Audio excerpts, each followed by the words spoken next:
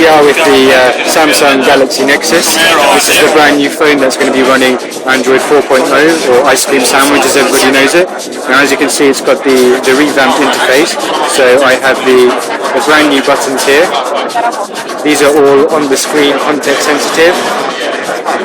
That's the multitasking button here, and if I want to get rid of anything, I can swipe either side, and as you can see, it gives me a little preview of the application before I go into it. Now that's the camera application we've just gone into there, and it does have a new panoramic feature that you can activate there, which you can glide around.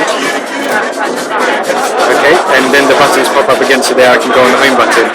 They've changed the notification bar a little bit, so you actually access the settings from the notifications. So if I tap on that little button here, as you can see, they've changed the font to Roboto. It's much clearer, a bit easier to read. They've added this new data usage bar here, so you can actually set your data limits.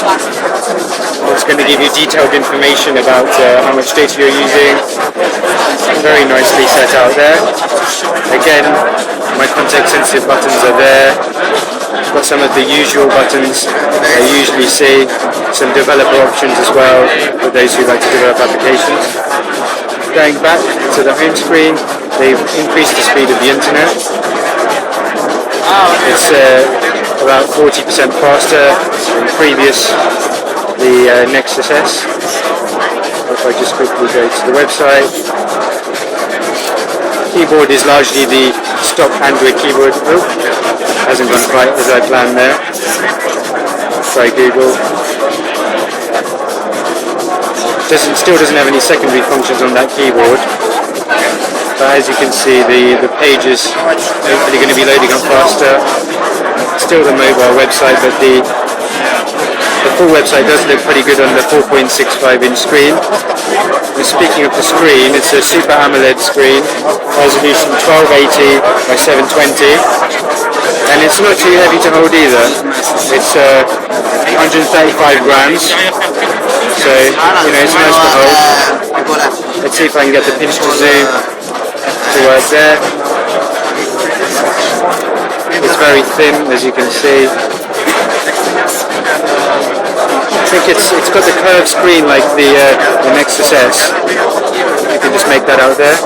But the build quality is much better. It's got the metallic bit around the sides, and then it's got this nicer clear black. It's got the nicer back here. Camera on the back, obviously. It will come with 16 gigabytes or 32 gigabytes of internal memory, and a battery that is 1750 milliamps. And if I just quickly show you, they've changed the apps as well. So now they pop up on the side. There's no more scrolling down. If I go to widgets, press and hold, I can add a widget to the screen. Something up there. You can actually resize the widgets. So you can make them narrower, make them smaller, make them bigger. It's really good when you have an email app to be able to see all your emails on that one screen.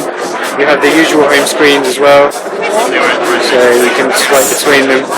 And they've added a nice little clock interface there for the Google search bar, and you have your standard Android apps there.